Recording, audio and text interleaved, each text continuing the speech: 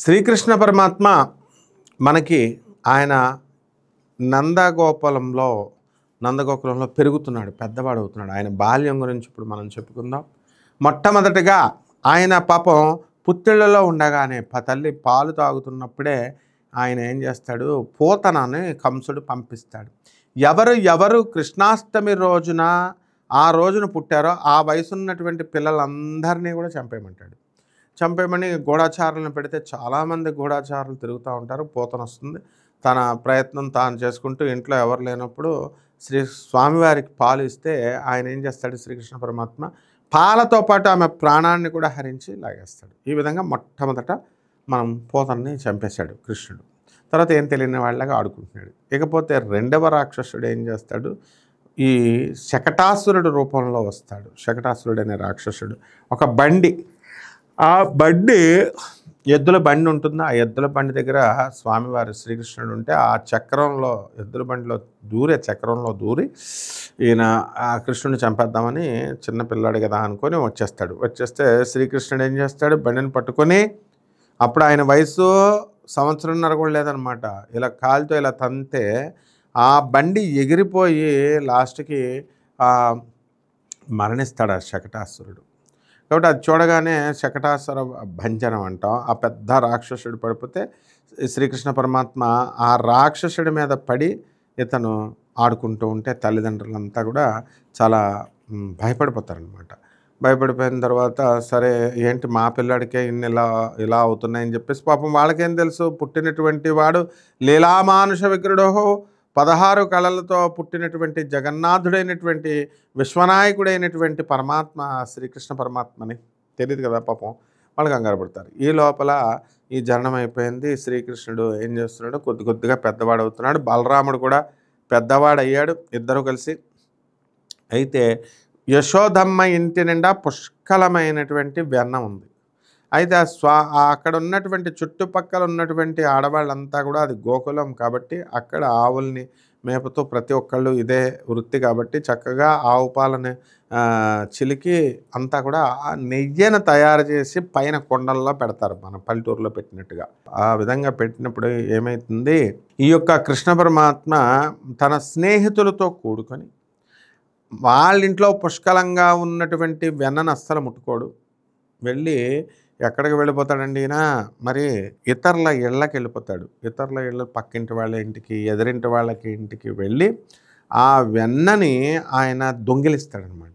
దొంగిలించి పగలగొడతాడు ఆ కుండ పగలగొడితే ఆ వెన్నంతా కూడా పడిపోతే అదంతా కూడా తన స్నేహితులకి, ఇతర గోపాల బాలురు ఉంటారు కదా, ఆ పిల్లలకి అందరికీ కూడా ఇచ్చేస్తాడు. ఇచ్చేసి మూతులకి ఇలాగా వెన్న రాసుకొని వాళ్ళంతా సరదాగా వీళ్ళంతా కూడా తిరుగుతూ ఉంటారు. ఈ విధంగా అప్పుడు వాళ్ళు ఏం చేస్తారు, ఏంటమ్మా యశోద మమ్మల్ని ఊర్లో ఉండమంటావా, అసలు వెళ్ళిపోమంటావా?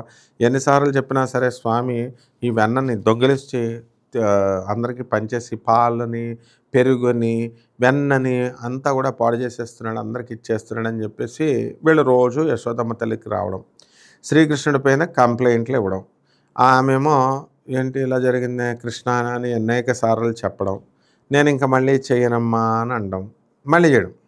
ఈ విధంగా చేస్తూ ఉంటే స్వామివారిని ఇలా లాభం లేదు, నేను నిన్ను కట్టేసేయాలా అని చెప్పేసి ఈయన ఏం చేస్తాడు, ఆ యొక్క రోకలి బండలు ఉంటాయి కదా, 2 బండలకి కూడా కృష్ణుడిని తాళ్ళతో కట్టేయాలని చెప్పేసి ఈమె పరిగెడుతుంటే కృష్ణుడిని ఎంత దూరం తరిమినా సరే అతను దొరకడనమాట.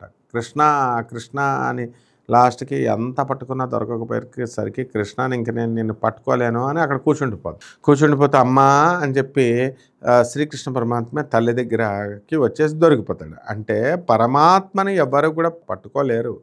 ఆయనంతకైనా మనల్ని కరుణించి మాత్రమే ఆయన మనల్ని పట్టుకోగలుగుతాడు. కాబట్టి ఎప్పుడైనా సరే భక్తిలో కూడా స్వామి వారిని నేను ఎంత భక్తి చేస్తున్నాను, నాకు ఇంకా మోక్షం రావాలా, ఇంకా ఇల్లులు రావాలా అని ఇలా రకరకాలుగా అనుకునేటటువంటి వాళ్ళు ఉంటారు. కానీ పరమాత్మ ఏం చేశాడు, అన్నీ పుష్కలంగా ఇస్తాడు, సమయం సందర్భం రావాలన్నమాట.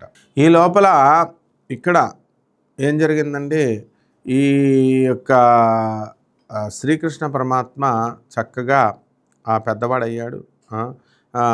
అతను అతను పట్టుకుందామని చెప్పేసి అమ్మ యశోద తరిమితే లాస్ట్‌కి దొరకకపోయేసరికి అమ్మ అలిసిపోయానని కూర్చోగానే శ్రీకృష్ణ పరమాత్మ వచ్చి అమ్మ అని దొరికిపోతాడు. అంటే పరమాత్మ ఎప్పుడు కూడా తనంతకు తానే దొరుకుతాడు తప్ప వేరే వాళ్ళకి ఎవరికి కూడా దొరకడనమాట.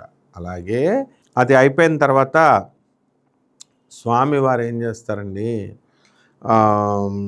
కృష్ణ పరమాత్మని తాళ్ళతో కట్టేద్దామని చెప్పేసి తాళ్ళు చూసుకుంటుంది యశోదాదేవి.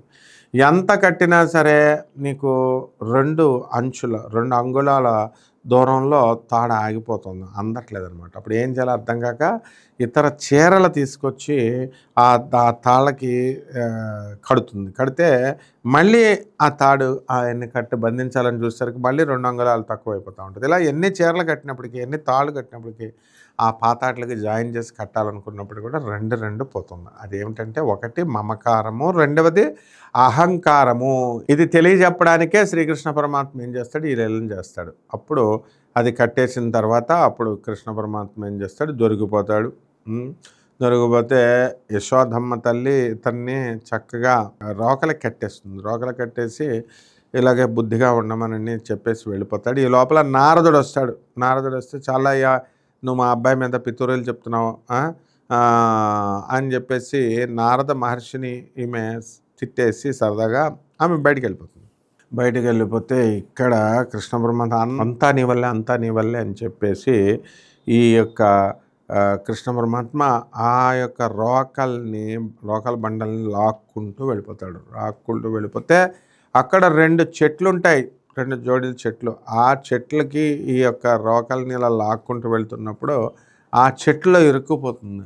అప్పుడు కృష్ణ పరమాత్మని నారదుడు, ఏంటి స్వామి పడిపోతావు, జాగ్రత్త స్వామి జాగ్రత్త అంటున్నా సరే అంతా నీ వల్లే, అంతా నీ వల్లే అంటాడు. అనేసి ఈ 2 చెట్ల మధ్యలో నుంచి రోకల్ని లాగ్గానే 2 చెట్లు కుప్పకూలిపోతాయి. కుప్పకూలిపోయి 2 దివ్య పురుషులు ఇద్దరు కూడా ప్రత్యక్షమవుతారు. వాళ్ళు ఎవరో కాదు, గంధర్వులు అనమాట.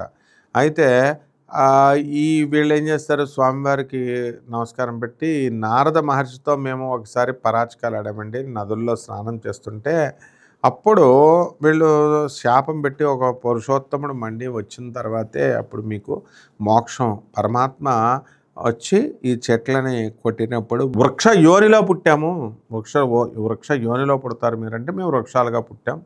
ఒక మహాత్ముడు పరమాత్మ వచ్చి మళ్ళీ ఈ రోకల్ని లాగినప్పుడు మాత్రమే, మీ చెట్లు పడిపోయినప్పుడు మాత్రమే మీకు మోక్షం వస్తుంది అని స్వామివారు వాళ్ళు చెప్తారు నారదుడు.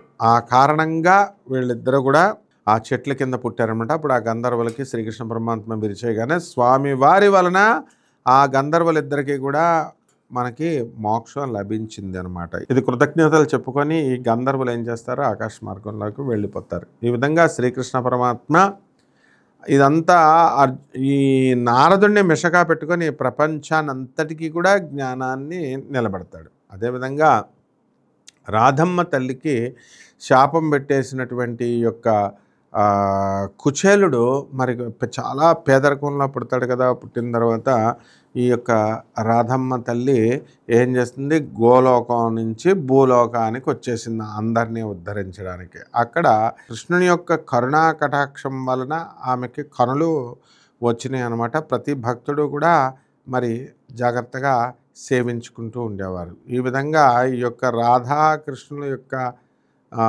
ప్రణయలీల మనకి అంతటికీ కూడా రాసలీలగా మనకి గుర్తించబడింది. ఆ స్వామివారు రాధమ్మ తల్లి గురించి మళ్ళీ నెక్స్ట్ వీడియోలో మనం తెలుసుకుందాం. శుభమస్తు.